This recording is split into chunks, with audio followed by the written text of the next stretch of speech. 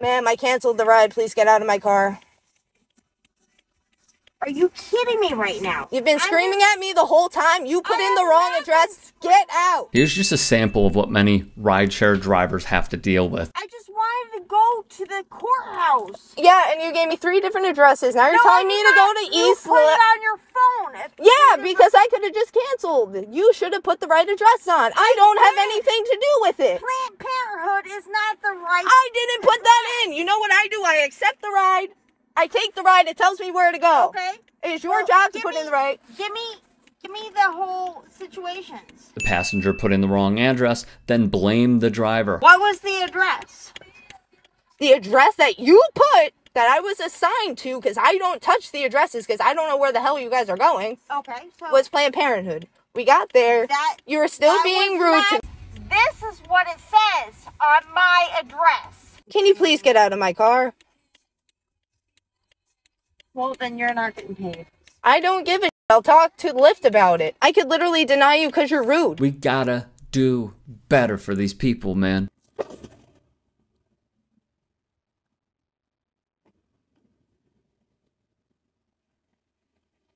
Can you leave my car? The ride's canceled. Can you get out of my car? It ends there, so let's discuss this. In 2018, Wired had a write-up on these frontline workers. What gets far less attention is the abuse, verbal and physical, that drivers endure. In November, a shocking video of a drunken T-Bell executive beating an Uber driver went viral. More recently, a witness filmed a Miami doctor trying to kick a driver before trashing his car. And these are just a few incidents that made headlines. No matter what you call it, providing rides to strangers carries the risk of harassment and violence. It's why your parents told you never to pick up hitchhikers. But while the risk to passengers of using rideshare services has been widely debated, the risk to drivers has been largely ignored. When it comes to threats to driver safety, Lyft says it keeps detailed records whenever it's contacted about a ride-related incident. Uber also says it tracks incidents involving the safety of drivers, but the companies decline to share specific numbers. Still, if ride-sharing companies don't make their figures public, federal regulators do. Taxi drivers are over 20 times more likely to be murdered on the job than other workers, the U.S. Occupational Safety and Health Administration said in 2010. In a 2014 report, the Bureau of Labor Statistics found that of 3,200 taxi drivers who were hurt or killed on the job, 180 sustained injuries caused by a violent person, about 5.6%. Another unfortunate pillar was rideshare companies spending a record-shattering $220 million on arguing Prop 22 would protect California's app-based workers' flexibility while providing benefits, including health insurance stipends and safety trainings. Prop 22 passed on the November 2020 ballot with 58% of the vote. The problem was this quote-unquote victory gutted drivers of basic employment rights, including healthcare benefits, an hourly minimum wage, and health and safety standards. Labor law professor Vina Dubal called Prop 22 the most dangerous law to workers since Taft-Hartley, which dramatically restricted unions, arguing that it sets a dangerous precedent for employment standards across industries. Life of a black FedEx driver in Louisiana. You want the number? What? You want the number? I don't need no number. You want to fight? We'll go down the road, bitch. I'll beat you. I really live like this, boy.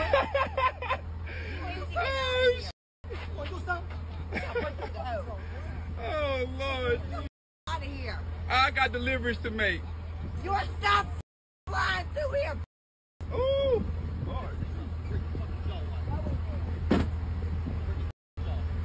Hey, Merry Christmas to y'all, though. Oh.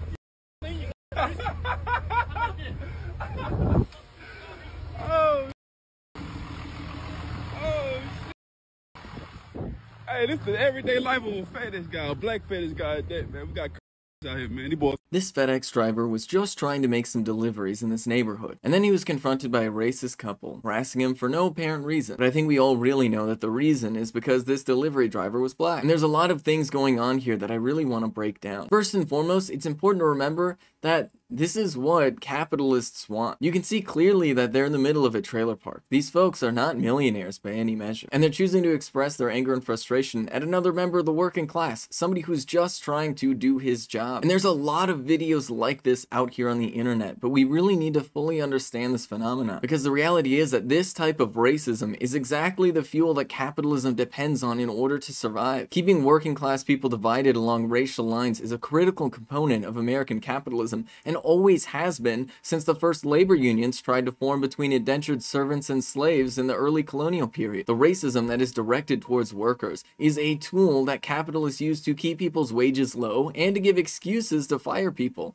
Like, let's be really honest. When people threaten to go complain to the manager, what they're really trying to do is threaten that person's job. And so when people are harassing regular workers that are just trying to go about their day, they're harassing them in such a way that they know that their job is potentially threatened if their manager is unwilling to support them. Keeping people in an economically unstable position where they might potentially lose their job because some random person decides to make a fuss about nothing is what allows these capitalists to constantly drive wages down. The more insecure people are in their jobs, the more desperate they might be for any wage at all, and the more willing they might be to accept lower wages. This in turn drives down the wages not just of black employees who have to deal with racism both from their managers and from customers, but also drives down the wages of white employees also. And these sort of racist outbursts are exactly what was created to ensure that that system is perpetuated. This is why anybody who seriously wants to challenge capitalism needs to fully understand and also challenge white supremacy. Because white supremacist beliefs are both pervasive through the United States and an incredibly powerful tool that capitalists use to keep the working class both divided and powerless.